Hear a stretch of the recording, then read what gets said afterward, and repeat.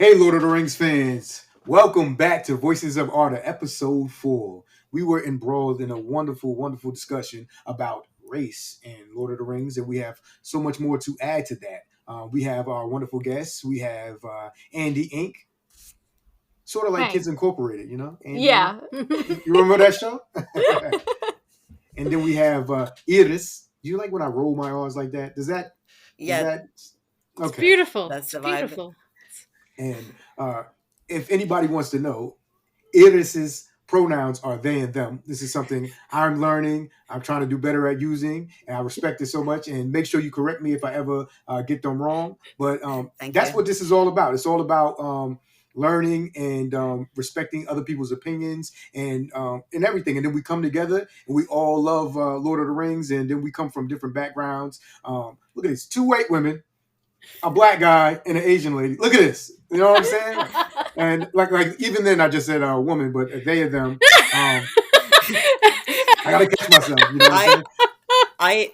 I don't identify as a woman, but if somebody calls me a white girl, I understand. But this is all a learning experience, and I actually find it really fun and educational at the same time. So this is what it's all about.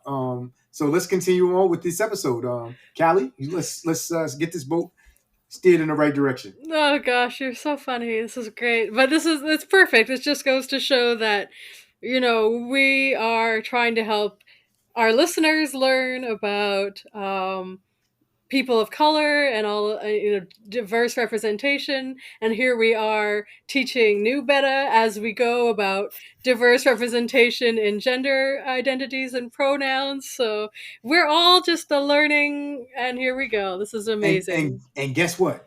It's not killing me. It's not hurting me at all to say they or them. You know what I'm saying? It's not hurting me. It's a learning experience, but that's what I'm here for. You got to learn when you go to a new job. So this is something I'm getting used to. It's actually pretty cool, and I hope I can do better going forward in the future. And just correct me whenever I get it wrong. There's no problem at all. I actually appreciate that. So thank you.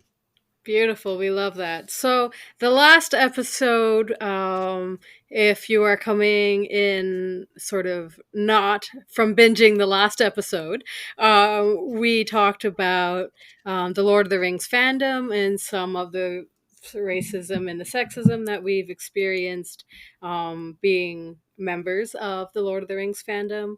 We talked about the Rings of Power, the new Amazon TV series that's coming out. Some of the reactions that we saw after that was unveiled, and some of the reactions not being so positive. But we just had a wonderful discussion about that. And so now we are going into part 2 of this sort of themed episode, where we are going to talk about the text itself, and we're going to talk about the man himself, and sort of how that all relates to this theme of racism in the Tolkien fandom. Before we get into the serious stuff again, though, does anybody want a bonus joke? Sure. You prepared a bonus joke? There's 2 jokes. So Okay, go for it. you're getting it. She was gonna get it anyway. Like I was like, I'm not even gonna object to it. That was a rhetorical question. All right, got it. So the joke is coming whether you say yes or no. Okay. It's not. As I roll my eyes. Non-negotiable. Yes. Okay. So where do the bad saucy hobbits live? Now I'm invested on actually getting this right. Shagend? Is he Shagend? No. Oh. That's a good one.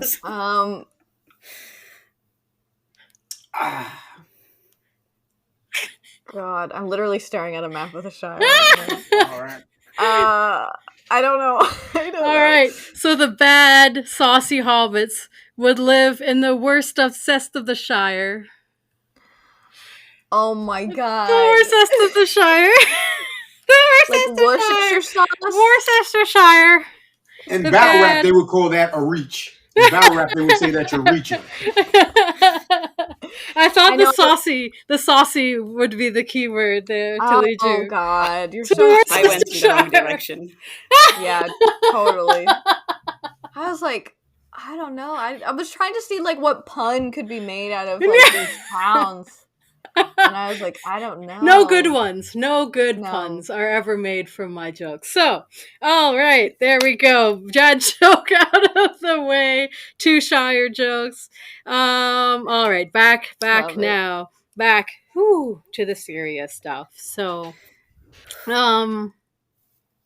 yeah, so the last that we left off, I think we talked a bit about how certain people, mainly, I guess, being, as we've experienced anyway, white men, feeling like they have some sort of ownership, over guardianship over the Tolkien legendarium, and some of that may come from the text. So, if anybody wants to sort of start us off and share start the conversation with, like, when in reading the text, could people sort of be interpreting things in that direction? Well, I just as like a white person, I think that whenever like another white person writes a story, you can like bet that they're probably writing more about like from their perspective, from like the white experience, So like I get it, like assuming that overall it's just going to be a bunch of white people in Middle Earth, but I think that um it's a mistake to try to enforce that. Like, even if that was Tolkien's original vision, which, maybe you're not wrong about. He doesn't specifically say, like, I'm definitely only including white characters or anything, but I don't think I think it's a mistake to try to keep every interpretation of the story strictly white, and I For think that sure. it's more harmful than anything. And then also, if that is his vision, why do you like? So what? Like, he's very dead, and also like he was a white Oxford professor living in, he lived through World War I. He was writing this like Hobbit in the 30s. He's writing the Silmarillion way, or all that legendarium stuff. So it's like, you know I believe that Tolkien was more of open, more progressive for his time kind of guy, if I'm gonna be honest. But even if he was like we find out later that he is the most racist bastard ever, like, we can still take this and turn it into whatever we want. Like, there's no reason to protect a vision like that, Yeah. if that were the case, which I don't believe that it is. Yeah, of course. But you Yeah, go, for Edith. sure. I'm sorry. No, sorry. I think people often say that, like, if you bring up like some of the racism that can be found in the Lord of the Rings, I think people often say that he was a product of his time, but I don't think that's a reason not to think about it. I think that's a reason to think about it. Like I think there are like strong messages of unity and anti-racism, but I also think that because of like where and when he lived, there's like some racism baked in that time he couldn't untangle in his perspective.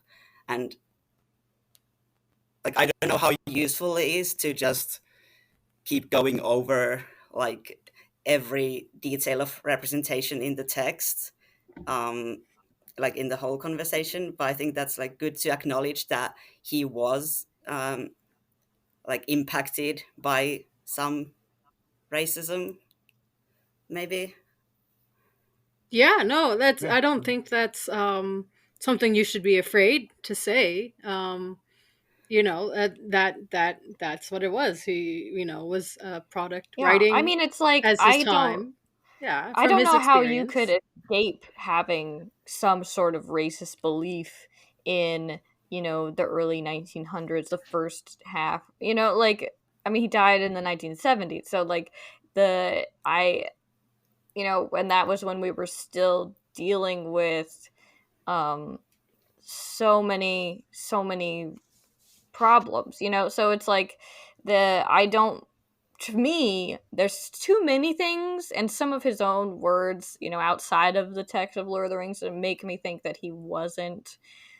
I wouldn't, not like what you would consider like the racist of the early 1900s, but I don't think that there's any way for him to have fully been able to understand, for like a way to parse out all of his Yeah. beliefs. If I can Yeah. liken it to today's times, Mm-hmm. I completely understand what you're saying because being a child of born in the '80s and growing up in the '90s and early 2000s, there were things that were allowed to be said in the '90s that would not fly absolutely at all today. But the person Exactly. when we said them back in the day, we weren't trying to be mean or cruel. It was just everybody. It was okay at the time to be talking like this. But when you grow and you learn from different peoples of different backgrounds or classes or whatever the case may have, hey, that's not how we should go about this. And you learn it and you do better and but you're not necessarily like racist or sexist or anything. It's just like you didn't know. But that's a part of learning. So the same thing with him. He's like a part of things that just are generally accepted that aren't uber racist or anything like that. It's just maybe he's being a little misogynistic by accident because it's just this is all he's seen or whatever, and he's put into that view. But if you really ask him, he's like, no, actually, I don't believe that. I just maybe I got caught up with the times or whatever. It's things you got to be understanding to an extent, and we can't sugarcoat everything, and we can't slam everything. Everything isn't black and white. There are gray areas to where person is just being a product of their time a little bit. You got to understand that, and that's where there's leeway to just say, well, it's 2022. This is not what we're doing now. This is not the climate of that. We're not changing any major thing with this story, but Tolkien probably didn't believe that from his actual writings and his actual interviews and stuff like that. We know very much that he probably wasn't racist or he wasn't this or wasn't that. He actually spoke out against it.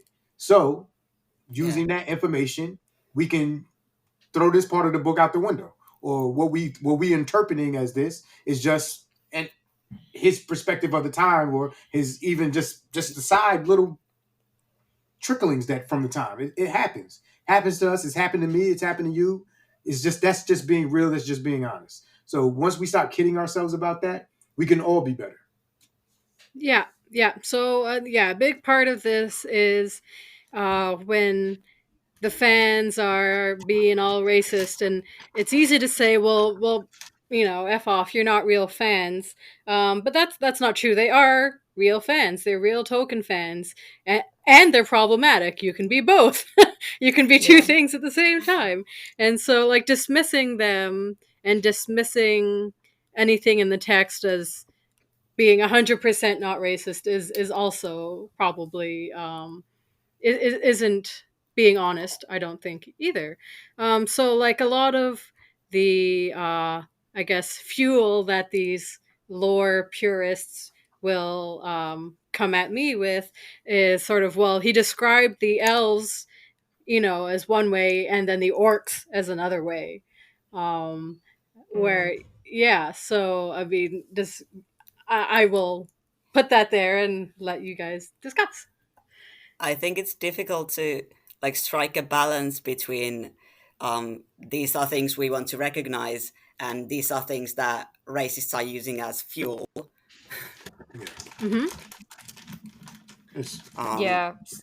Because so like understand like I know that like we've talked about like orcs representation in Lord of the Rings before, and also I don't think even Tolkien really knew what to do with the orcs as far as like because he didn't want them to be because he didn't really want them to represent people in a way. You know what I'm saying? Like, he wanted them to be like Yeah. evil incarnate and not like representative of humans or anything.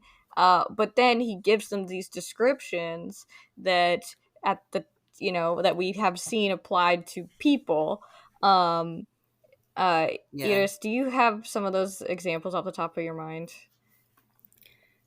Like things like swarthy and sallow faced and yeah. I think I have some notes here. I think like orcs are described as swarthy, and then some people who happen to be evil are also described with that word. Yeah, swallow, And swabby, Yeah. and swallow. yeah, The and like Easterlings, the Easterlings are the first stage. some of the evil people are also described as being orc-like. So there's that connection as well.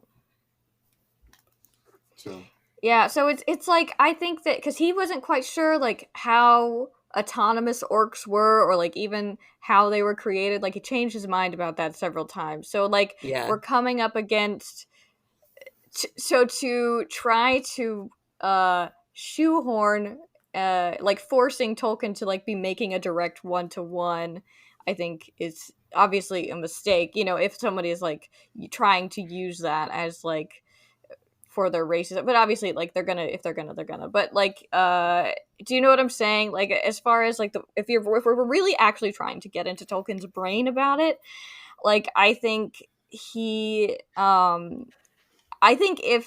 in my maybe just wishful thinking, but like I feel like if somebody were to have said then, or even if he was magically alive right now and someone were to explain, like, there are these words shouldn't be they shouldn't be used to describe something that you're trying to use as inherently evil. Like, I feel like he was an editor, and I think he would have changed it the same way that there's evidence of him changing the descriptions of the dwarves when it was pointed out to him the things that he said were anti-Semitic. So, And I like, think, if we have a man that's willing to change, at least in one instance, at least at that, I think that, I don't know, maybe he would have changed that too. I've also I've heard the misconception that because some people are obsessed with making the Lord of the Rings about the Second World War, so I've heard the misconceptions that the orcs are supposed to be Germans, which seems a bit wild. I'm not sure if Tolkien debunked this himself even, but the way he talks about, like, in his letters, he uses orcs as a metaphor for these war-loving people, these petty, mean people all the time, and he says explicitly that they exist on both sides, or they exist on all sides, and clearly this is like, orcs are a type of people. If they have any correspondence to people in the real world, it's a type of people and not a group of people. Yeah, it's more And like an attitude than physical, I would say, yeah, and and this this like delighting in war is like what I get from the orcs very heavily, and also like maybe these petty bureaucrats from how some of yes. the orcs interact with each other. Yeah, I would agree with that. I would say that, like, because we do see, it's almost like we're seeing Tolkien grapple with having a clear, like, evil versus good, but then he's also trying to show that, like, most people are not evil, but that they have been tricked or swayed. Like, there's lines about with Sam and Faramir and the Haradrim and the Easterling, the people coming to help Sauron, where it's like they don't even believe that these people are inherently evil. That I don't think that evil is so much inherent in Middle Earth. Even Sauron had a chance for redemption, but he just didn't take it, right? So, like, this is about, like, the choices we make rather than, like, what we look like. So And these, like, the Haradrim and Eastlings in the Lord of the Rings, they maybe don't have a choice because they are so close to Sauron geographically. Sauron got to them first, as well as Morgoth. It's in the text, it's in the Right. writing. And we can also point out to people who, when they say things like this, they say, well, the Easterlings and the Haradrim are evil, and they are the ones that represent people of color. But so many times when this is said, that people forget about the Númenóreans. 90% of the Númenóreans were evil at the end, the downfall of Númenor. They went to fight the gods. Way worse than anything the Haradrim or the Easterlings did. They went to fight the gods and try to take over Valinor. So just because we get the good the good Númenóreans that arrive, and then those are the people that make up Gondor and all that, we forget that literally their island was destroyed because literally the rest of them turned evil, and these are supposed to be the purest of the pure, representing the highness of men. Yeah. They all turned evil. 90 of them. Only 3 ships went to Middle-earth. The rest of them went to Valinor, and they tried to take over and usurp Valinor. So if that argument can be made, so can that. And we have to understand that Tolkien is saying, hey, evil can be brought about by just a little push either way. Yes. You know what I'm saying? Sauron influenced the Haradrim and the Eastlings. He was there. Sauron influenced in a much shorter time the Númenóreans. And they were corrupted much faster than Haradrim or the Eastlings. And they were high. The Haradrim and the Eastlings are a lesser form of men who are looking at a god and being like, this dude controls fire. It says that. And they worshiped him like a god because his abode was surrounded by fire. Now the Númenóreans are supposed to be all high and mighty, and they had Sauron as their prisoner, and they still fell victim to him. You know what I'm saying? And these are the best of the best, gifted and taught by Yanwei, and gifted this great island, and they have the strongest navy. So you can't say anything bad about them. And what happens in the end? They end up getting destroyed, island destroyed, and Al-Farazan, the Golden is literally his name. He's literally one of the greatest kings ever. He's trapped in Valinor in a cave now.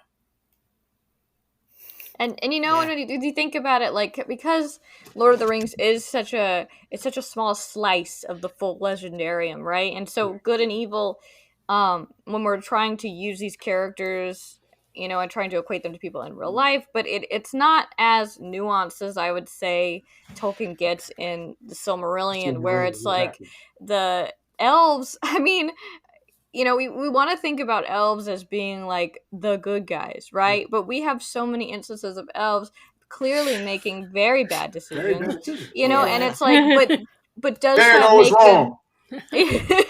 But does that make them inherently evil? No, right? So there's a more nuanced version of how good and evil interact. And we still have Morgoth, which has been fucking shit up since the beginning of time. But but like with the rest into him, yes.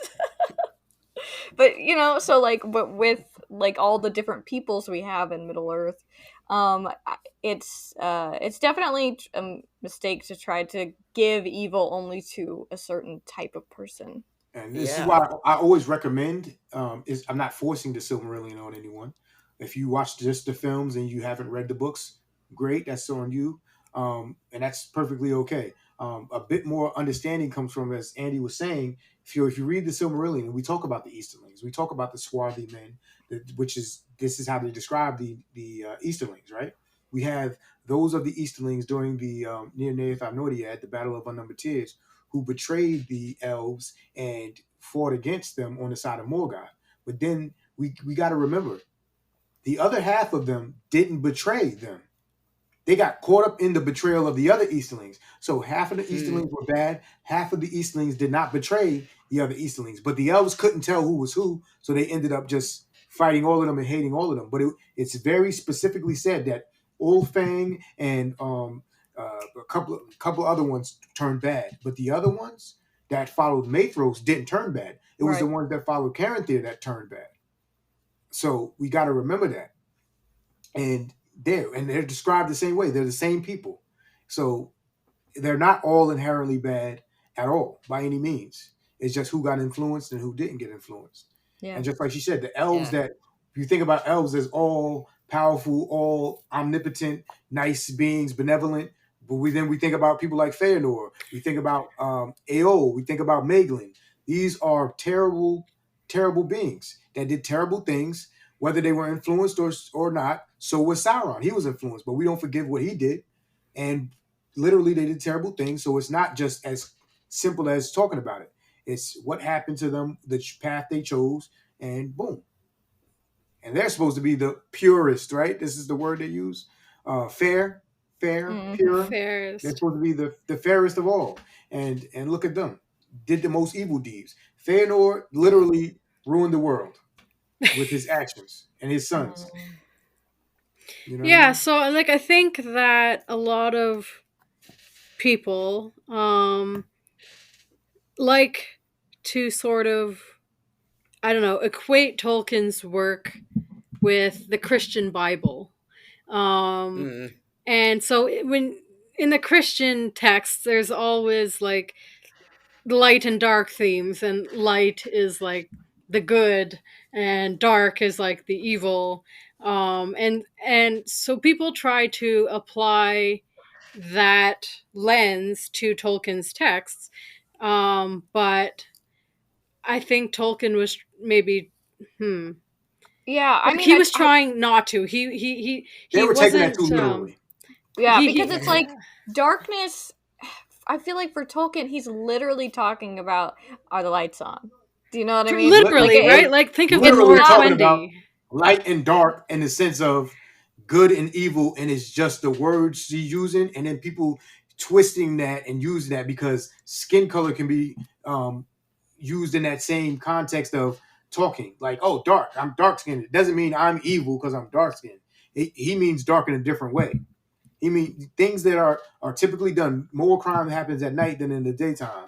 Things that are, things in the shadows are typically seen as things that want to do harm. They're trying to be sneaky. They're trying to, you wearing all black, as a sense of like, I'm evil. White is, these are things that are already perceived in those definitions, but they're equating them to maybe the secondary definition or the color definition, and they're trying to add it all together, and that's not the case. And we just need to clarify that and just take it for what it is and stop being assholes and jerks. And we know better. We know better. So like, you know what I'm saying, Callie? Like they know better, but they're just trying to use it as a crutch. They're trying to use it as a springboard to, launch their racist assaults. And it's like, dude, stop it. We know what he meant. We know how he meant it. You know what I'm saying? Yeah, because Tolkien was not consistent with that theme himself through it. Like the Morquendi are also called KnewBetta, the elves of the twilight, the dark. Of the dark, but they're not elves of darkness or dark elves because of their skin color. KnewBetta, why are they dark elves? They're dark elves in the sense that they never saw the light of the two trees of Valinor, and they don't receive the gifts or the boost of power from that. They're not terrible or bad or anything like that, but they literally just never saw that light. So literally, it's just a play on the word of light and dark in the sense that's all he meant. He wasn't trying to lend them evilness. Light elves. They're not like lighter skinned. They're not they're just better people. They saw that actual light. Literally, that's why they're seeing a tree, right? Literally, they saw the light of that. You know what I'm saying? And like I said, it didn't make, if anything, it didn't make them lesser in the sense of them being lesser people. If anything, the more innocent elves were the Sindar elves, because they didn't start none of this shit. No, the Noldor started it, and they are elves of the light. The Sindar are not. They are kind of just hapless victims of what happened. They are just, you know what I mean? The first war of Beleriand. They were minding their business. They didn't mess with Morgoth. They didn't do anything. You know what I'm saying? True. Morgoth came back, and they had to deal with this because of what the Noldor did. This is one of the things that's interesting with Eol, who is actually the Dark Elf. He is actually the Dark Elf because he likes being in the actual dark, and he likes that. That's why he's actually called the. That's why the is there. The Dark Elf. So people ask me that all the time. Why is he the Dark Elf? Because he actually he doesn't like the sunlight. He likes being in the dark. That's why they call him the Dark Elf, because they mean it in that way. So there's 3 different meanings there. He's a different one of the different meanings. But he's literally is not wrong, even though he's an asshole. He's not wrong in his thought process. He does not like the Noldor. He hates them because of the drama that they brought to Beleriand and all the things that happened because of it. And they usurped the lands. If you take that logic, he isn't wrong. The Noldor brought all the problems to Beleriand.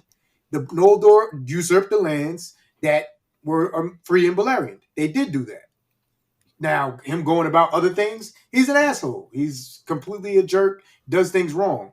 But we got to take in mind in context of the story and situations, and we can interpret things many different ways, and we got to understand the meanings of them, and then we can understand the meanings of those three words. Those three understandings of the words: light, dark, and then that literally light, darkness, bad, good, color, light, dark, and then somebody who just literally likes being in the dark. You know what I'm saying? You can understand it better. The lights on analogy. that was it, Andy. And a lot of people also like to point out that this is a little bit of like a race story, because there was hatred between, he wrote it in as part of the story that there was like this hatred, animosities between the races, like the elves and the dwarves did not like or trust each other for a while, and the elves and the hobbits but at the end, as you have said, I think maybe one more time is always enough. But what happens to all of these races of Middle Earth? What's the whole story about? Well, they come together. that's the story. And I think that there's so many points in the story where if you're reading the books, and this is why sometimes I take issue with Peter Jackson, because there's some nuances that are lost, right? But there's so many points where he is pointing out the ways in which the races being separate and disliking each other causes problems, and why it isn't. And he re-emphasizes that this isn't good. And then we have things like in Bree, where he talks about how men and hobbits live together pretty peacefully. There are dwarves that come through. They are fine with anybody that shows up, and he calls it an excellent arrangement. He's not being subtle. He's saying people no matter what your culture, your background, together we're better. And Breland, he literally says the Brelanders have been there the longest, and they live with the hobbits, and they've been there. And exactly what she said. They're the ones that actually have accommodations for hobbits, and they live together, and it's not a separation there. You know what I'm saying? So I 100% agree with what she's saying.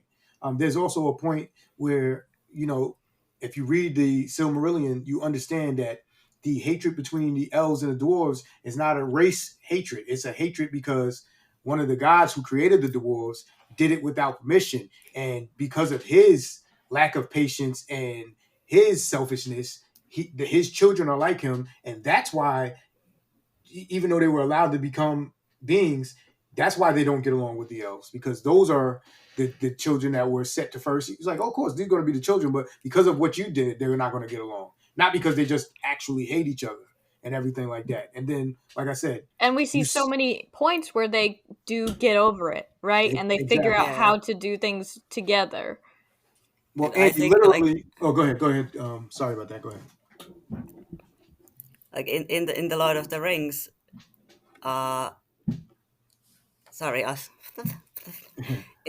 in the Lord of the Rings, because that's what I'm most familiar with. It seems to me like the elves and dwarves have animosity, but maybe the dwarves are the underdog to me.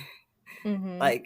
Everyone's like, oh, the elves are so cool, and we don't really understand these dwarves, and the elves have these prejudices about dwarves, how they, Legolas says to Gimli, if they let you into the glittering caves with an axe, you would ruin it.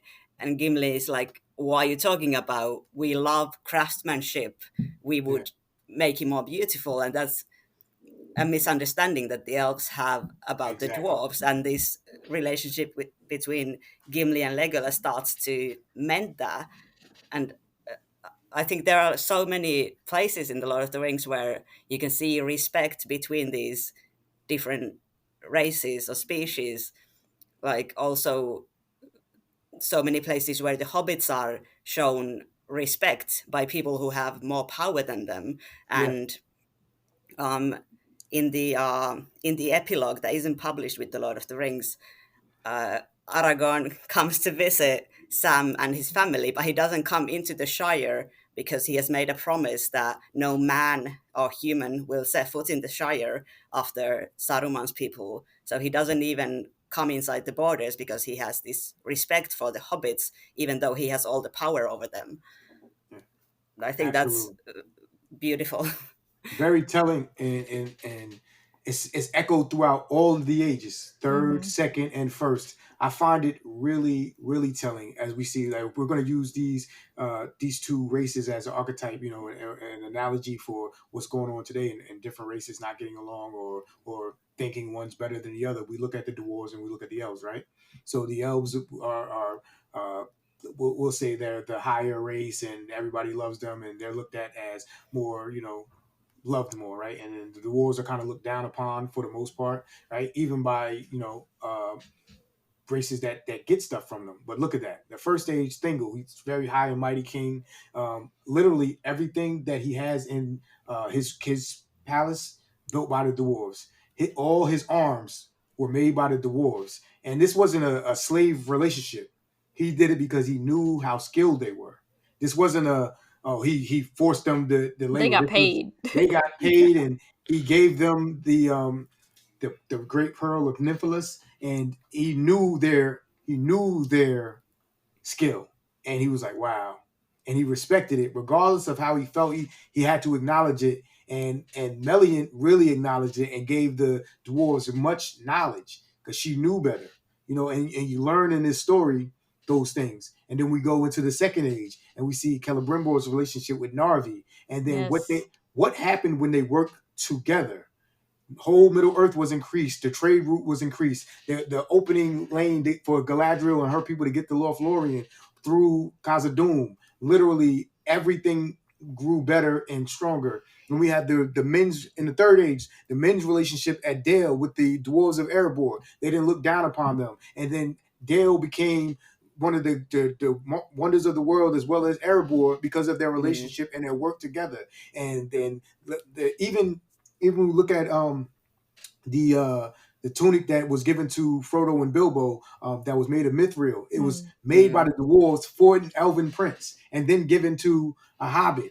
Like there was so much respect of each other's crafts and everything, and there was a lot of hate, and Thingol did tell the dwarves of uncouth race when he got mad. But look what happened because of it. When they didn't get along, bad things happened. But when they did get Right. along, nothing but good came of it. Nothing Exactly. but good came of it. And When it they just worked makes me think together. about how, when Gandalf is having like a really hard time figuring out how to open the doors of Moria, and then when he realizes that it's friend, it's just the word for friend, and he's like, like simpler times, man. Simpler times. Those Yeah. were, like those were happier times when people were able to just work together, do things together, make beautiful things together. And that they even echo that with in the beginning of Fellowship, in the prologue, they have a note about how do hobbits know how to build things, and they're like, maybe they learned it from the Dunedain, but maybe they learned it from the elves who were there and living there already.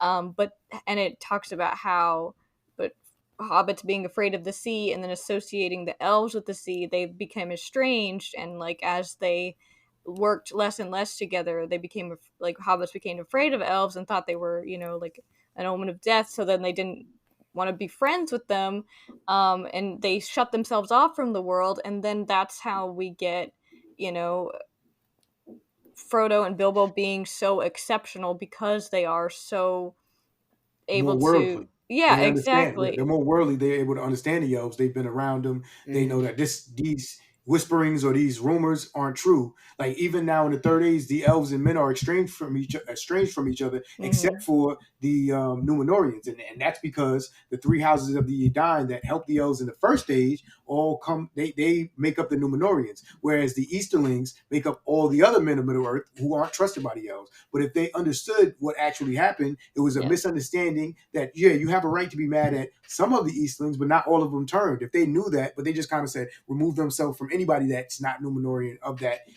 Edain, from the Edain and those three groups of men. So us as readers, we can see that and say, wow, they should actually trust more of the men. Not all of them are evil. It's literally telling you that not all of them are evil.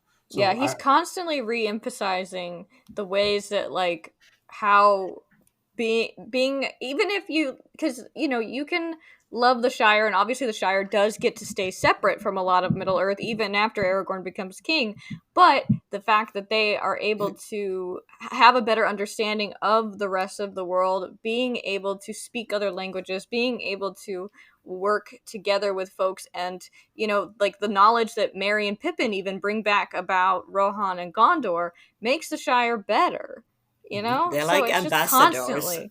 Exactly. yeah, exactly. And I also And I feel like think it's just, yeah, you go. Sorry. I'm on a tangent. no, no, what you said just made me think that even before all the relations that the four hobbits have built after the War of the Ring, I'm wondering if because Gandalf has a habit even before he takes Bilbo on an adventure of going to the Shire and taking some hobbit on an adventure, and now I wonder if that's him sort of airing the Shire a little bit, like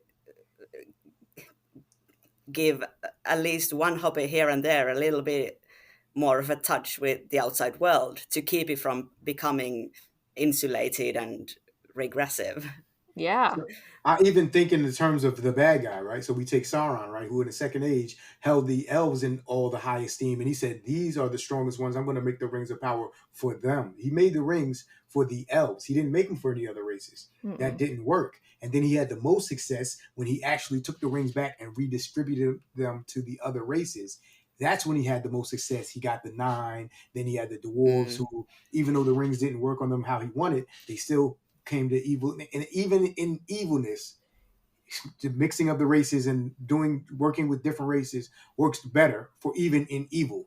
So these themes are all there. Like when you try to do just one thing and say, "Hey, these people are better," that didn't even work out. So when Mm. he spread out and changed his plan and worked with all the different people, corrupted all the different people, it actually worked for him better. So you can take that as for what it is and say, "Hey, he had to do it with all the different races, not just this one because he thought they were better." It didn't end up working. So, Callie.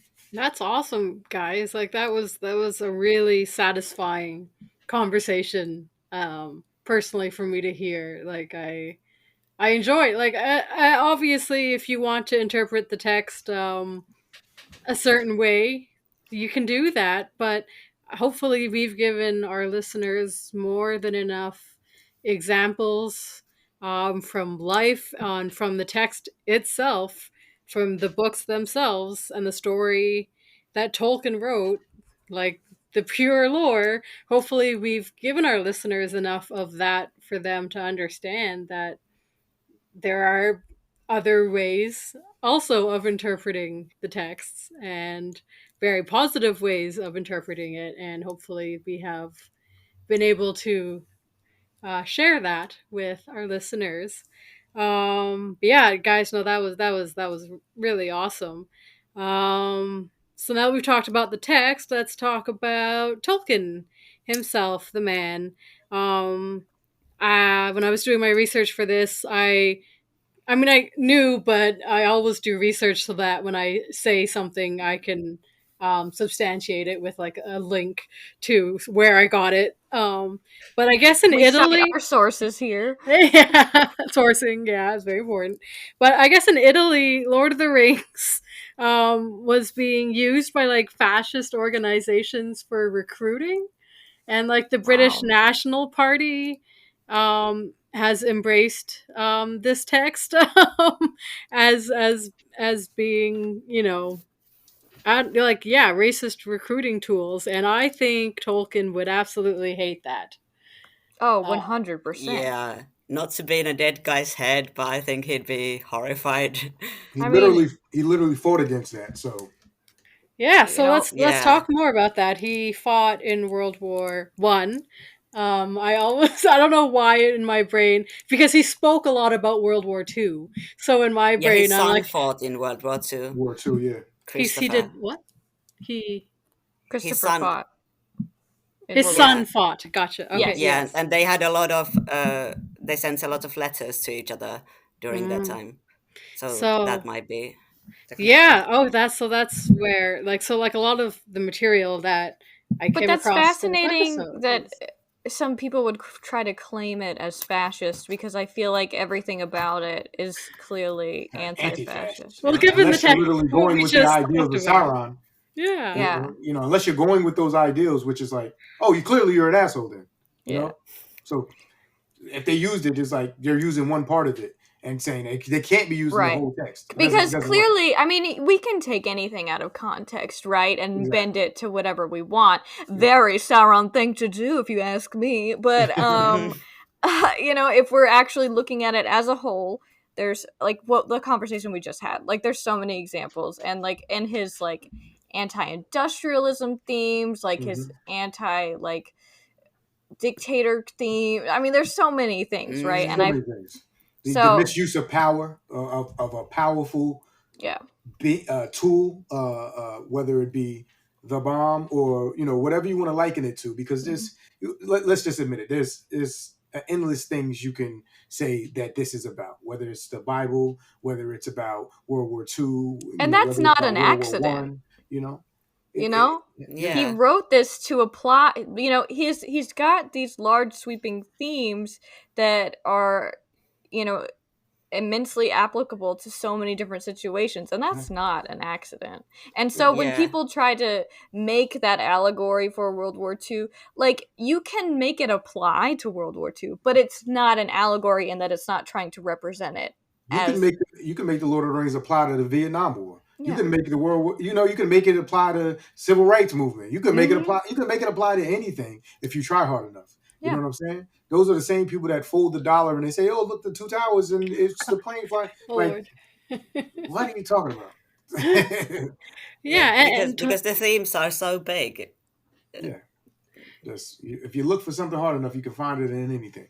Yeah. Which is not necessarily wrong, but you know, be mindful of the ones who are trying to use that for evil purposes. And I'm going to use the word evil because that's just what it is, right? Yeah. So if we're talking Lord of the Rings, then we're talking good and evil, and people that are racist are evil. Let's get to the bottom of it. You're evil. You know what I'm saying? Can evil be changed? Or, you know, hopefully we can change some minds and get people to be more open-minded, and they can come to the side.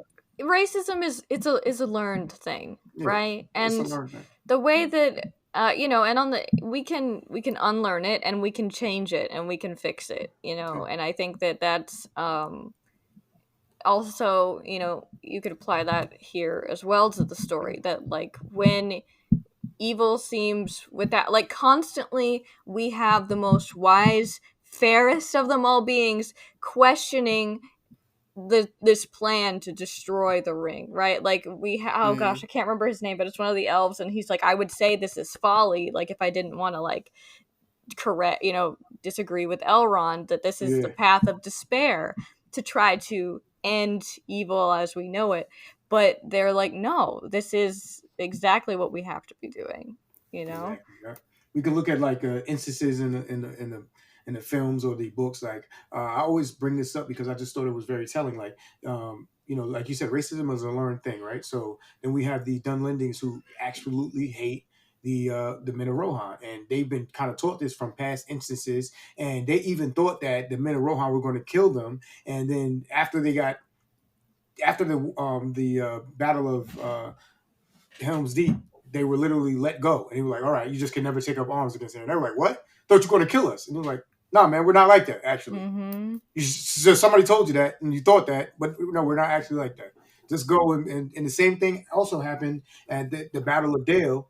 The Easterlings thought they were going to be killed, and Aragorn ended up being like, "Hey, listen, man, just go back to your people. Don't take up arms against. You're never allowed to take up arms again." They're like, "What? You letting us go? Thought you were going to kill us."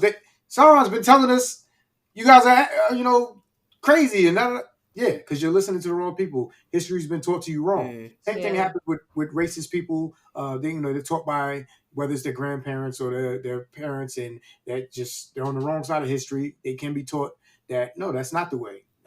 You know, people aren't terrible and evil or whatever the case. Whatever you're thinking is wrong. It's false.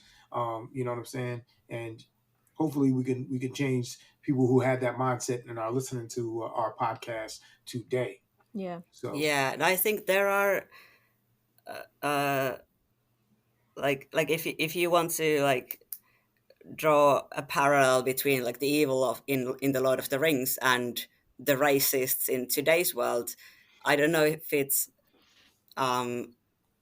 I find that maybe it's more useful not to think of it as like fighting evil people, but as fighting the evil in people, Mm-hmm. which I like we that. I also like see a that. lot in the Lord of the Rings, that and probably the Yes. other works, that evil can take over the ring, as the strong representation of evil can take over anyone that gets too close, Yeah, even the hero.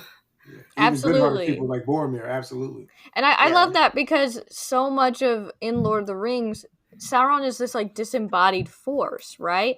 Like we know it's like a guy sort of, but for the most part it's via the ring that we're dealing with Yeah. all of this evil, that we're interacting with it and the way that it can affect people. And I think that yeah, that's absolutely right. Is that like we are combating the evil within ourselves, and that the way that we can unpack that and we can do better in the future. Like we don't have to stay the same. We don't have to continue to perpetuate Mm. these harmful ideas.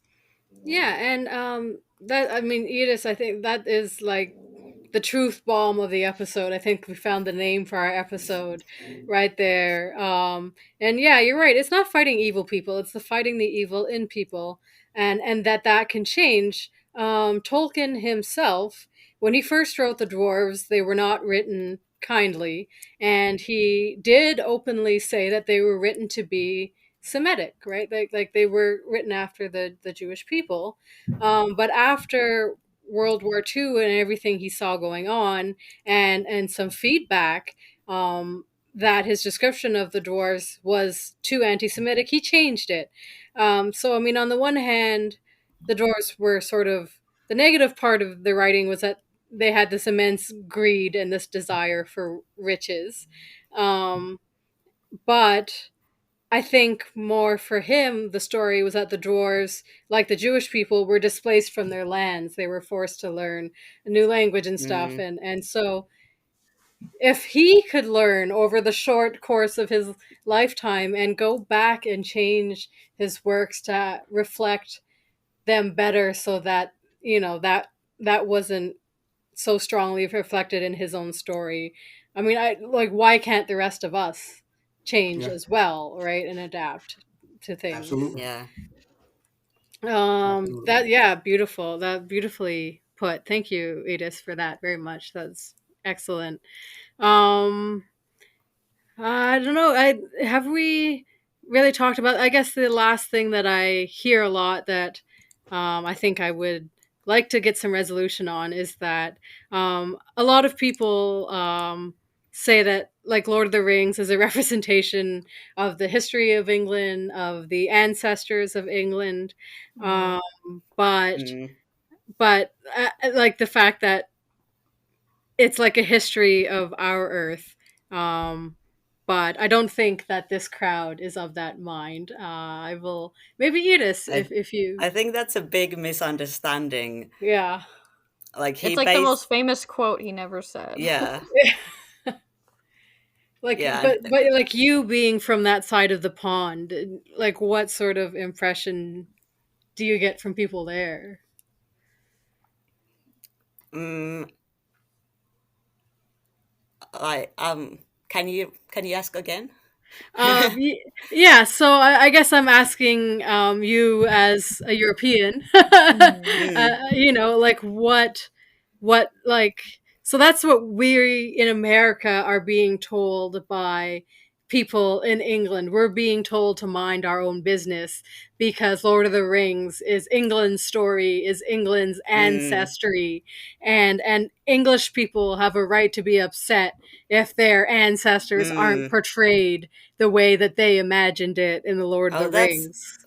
I think that's such bullshit. And like I've heard the phrase "it's European European. mythology," which it isn't mythology in the first place. It's made up.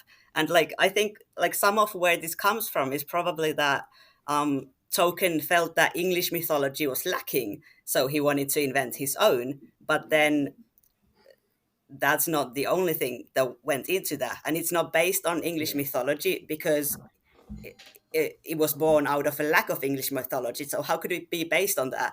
And like I think like even if that was like one of the reasons that led to its writing, it's not just written as English mythology. I think that's like one of the starting points, not even the only starting point. And then I think it's like I've read about so many things, like so many mythologies from around the world that he took inspiration from, and like not just in Europe, not just like Nordic mythology or the Finnish language or whatever, but from around the world. And I think it would be pretty shitty to take bits from mythology all around the world and say this is European now. I think that's bizarre. We literally find out that, like you said, like even though he changed the dwarven how the contrast of how they were looked, but they were still based upon Jewish peoples. Some things he took from African culture that we find out a little later, and from different places, and he put it in there maybe because there was a lack of this mythology, just like you said, but it isn't a representation of only their mythology. You know what I'm saying? So yeah, and if you think about how mythology works, like this is a thing that is taken, and you think about Greek mythology, like there was no just one person writing Greek myths. It's something that you pass down, and it evolves, and like different stories and different interpretations become part of your like your cultural history. But like Tolkien, this is a novel. This is a book that was written by one man. And as you can see by all the problems we're having about having one new interpretation of it, this isn't a myth. This is a story that is being adapted. This isn't a mythology that we have all accepted as part of our ancestral backgrounds. Like it's just you're just they're trying. Yes, you're reaching. Like it's reaching so hard. It's like let everybody enjoy it. You know what I'm saying? To be honest, we can do this all day. We can sing this song and we could do this dance all day about we get into the nuances of whether it's man, shut the hell up. Let everybody like it. It's a book. It's a story. It's a fictional story. That's not real. There's no dragons. There's no elves. There's no dwarves. Well, there may be dwarves in the world, but you know what I mean? Not ones that are creating the Nauglamir and real. Like, understand what I'm saying? There's no fairies. And let it be a mythical world. Let everyone enjoy it. Get over yourself.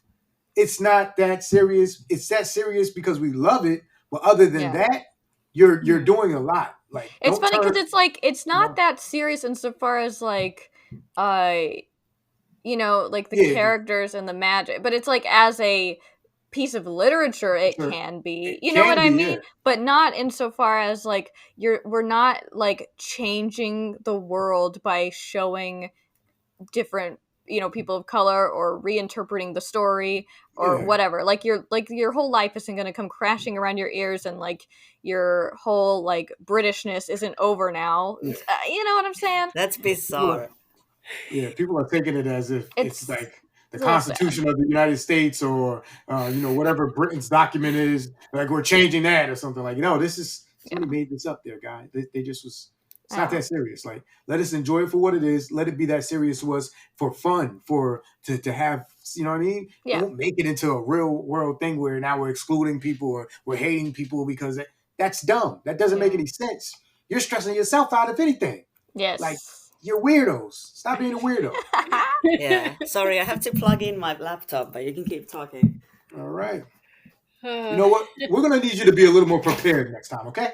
This is unacceptable. KnewBetta's over there eating popcorn, and we've got Edith with her. I had all the microphone trouble as well. I haven't eaten one kernel of popcorn. What I am eating is, some Sour Patch watermelon joints, and these joints are slamming. Nice. You know what I mean? Man. I'm probably going to get diabetes from these. Well, I got myself some of those Cadbury mini eggs because it's Easter weekend. Oh, right now. shit, it is Easter. It is. Yes. Tomorrow, right? So I I think we should kind of end the episode there if I'm not, Yeah. overstepping Yeah. my bounds, Callie. Callie's No. my boss, by the way. Yeah, I'm the boss. I'm the boss. Yeah, no, it's from Willow. When I'm drunk, who is in charge? I am. Yeah. So I mean, yeah. So we've had some really heavy talks here right now, but I think we have said, hopefully, not all that needs to be said, but I think we have said our piece for now. And these are themes and topics, like, just because we did these 2 episodes, addressing racism in the fandom, doesn't mean that it's not something that we'll bring up and work in, as it goes on. But we really just wanted to like face this head on. Thought it was important to the podcast, to just go after this one, because we can dance around it or pretend like it's not happening, but I don't think that will move us further in the conversation. So thank you, both of you, Thank you. Andrea, Andy, and Iris, for joining and for helping us with this discussion. Let's do a recap of all of our socials. I'll start. KaliCosplay on TikTok. Really, that's my only. Callie. Let me cut you off real quick because I got to do my question before we get out of here. Oh my goodness! Right. Question. Do my question. Yes, I asked everybody that joins our podcast 3 questions. Okay, so I'm going to ask you, and this is going to be the race of men now. So humans from Lord of the Rings. If you could marry any human, who would it be? Now the next question would be, if you could have any character that is a human protect you, who would you have as your protector who's human? And then the last question is, who would you fight? What human would you want to fight if you could? So first, who would you marry? Who would you have protect you? And who would you fight out of the humans in the entire legendary of Lord of the Rings? And first, I'm going to say, Iris, go first. From your knowledge of the Lord of the Rings, the humans that you know, who would you marry? Who would you have protect you? And who would you fight? Okay. I'm going to marry Eowyn.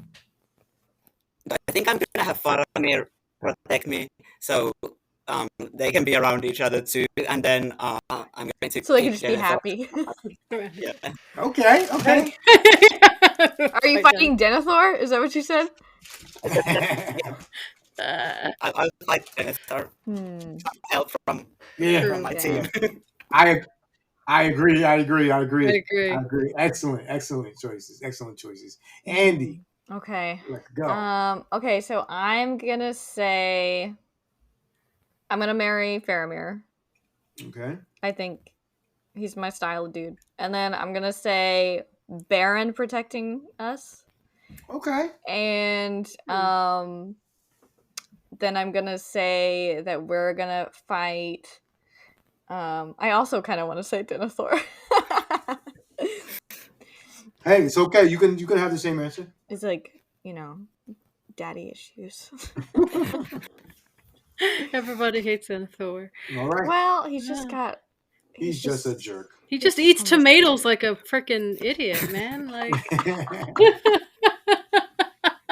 KaliCosplay. Who would you marry? Who would you have protect you? And who would you fight? You know what? I'm going to take a page from Ebony Warrior's book last week, and I'm going to say Eowyn for all 3. I would marry Eowyn. Eowyn would protect me, and also she'd be an excellent sparring partner, so we would fight. Wow. Fair. Wow. I was not ready for that. That is excellent. That was awesome. Okay, we got Eowyn for all 3. All right, so Are you just getting out of naming? I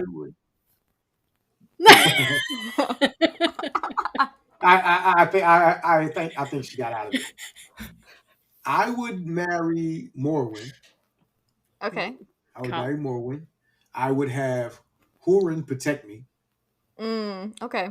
And I would fight Gorleam the Unhappy. How dare you betray my boys? How dare you betray my man Barry here like that? I gotta put hands on you now. The unhappy. That's Yeah. a title to get stuck with for sure. Yeah. All All right. So right, that was fun questions. All right, fun question. recap To the of the socials. socials. KaliCosplay on TikTok and really only TikTok, and the Discord that I'm so proud of, which contains our amazing community. It's called That's What I'm Talking About. So if you look up really anybody here, if you look up our bio, and our social medias, you'll be able to find the link to the Discord where you should definitely join our community. Okay. Iris, where can we find you at? HobbitHotTakes on TikTok and YouTube. Ish. Nice. Cool. Oh, is that me? All right. Sure, Andy. Okay. Andy. Okay, so I'm AndieINC, that's INC, on TikTok and on Twitter, and then also check out, if you're a podcaster, if you like Lord of the Rings, then check out Tolkien with Friends. Pretty much wherever you listen to podcasts, but TolkienWithFriends.com is the easiest. Nice. All right. Awesome. Guys, you can find me at KnewBettaDoBetta on pretty much all my socials. Literally, I would just, to make it easier on yourself, I would literally just go on my TikTok and then click my link tree and it has all my other socials, but you can look me up on YouTube. I do have a new YouTube channel that I just had to restart. My other YouTube literally got corrupted and destroyed. So please, if you're listening to this, go join my new YouTube. Literally, link is in the bio on my TikTok. Guys, I literally think that we had one of the most wonderful conversations that we could possibly have had on any podcast here today. And I want to thank you guys for being my guests. Thank you guys for sharing your experiences. And yeah, I think we're going to get out of here now. I think we're going to close out, as always, with a self-care tip from KaliCosplay. And then we are going to hit the road, as they say. Awesome. So this week's self-care tip, again, will involve our guests, if they are willing, on how to be a better ally in general or as a Tolkien fan specifically. So I guess for me, it would be about there's not a lot of people of color in the Tolkien fandoms out there. So when you do see us, like, support us and make room, allow us to showcase our voices and our thoughts, and just share your space, share your space. Yeah, Andy. Yeah, I would say to all my fellow white people that if you're having a problem with people of color being represented in Lord of the Rings, that and if you don't believe that you're racist, I just want you to take a moment and really unpack why it is that you believe the way that you believe. I want you to dig a little bit deeper about like what you think you're protecting as far as Tolkien's legacy.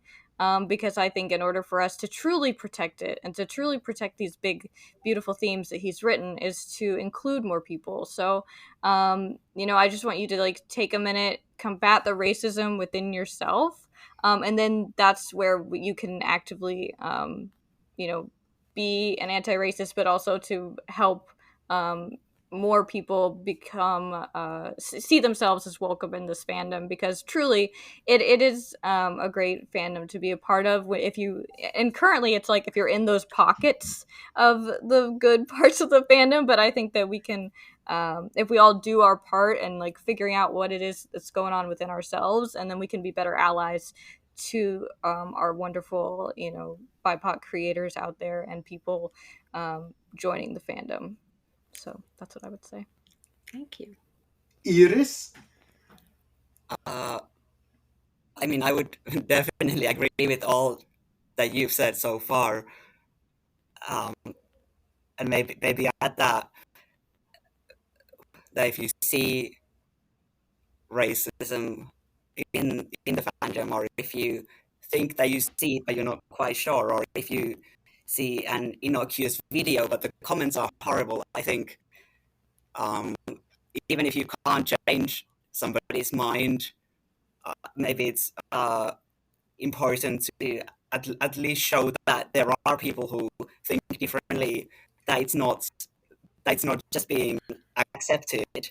And if you know someone or if you're talking to someone who has problematic ideas that, like as a white person, I think we can help them unpack them if they are like at all receptible to that, and like it might be some work and it might be a difficult conversation if it's someone you know, but I think like that's a responsibility that you should be taking, and that I'd like to do more in my life. Awesome. Thank you so I'm much. just gonna bring it back to the age-old adage, as simple as simple could be. Treat people how the way you want to be treated. As simple as that. Treat people the way you want to be treated, and then you'll find that if you don't, you know, you don't want to be treated that way, don't treat anybody else that way. You'll find that things that you're saying are bad or you don't like or whatever. If somebody was saying those same things about you, you would be up in arms and be having a tissy and calling out racism on your own behalf, from other people. Then you shouldn't act that way toward other people. It's very simple. So I think we're going to leave it out there, and then Kali, bring us on home. That's beautiful. Thank you so much. Thank you again, Andy and Edith, for joining us. Thank you, all of our listeners. Voices of Arda. Thank you. Hit me with the outro. All right. It might not play, but I'm going to hit it anyway. We're going to do it anyway. There we go.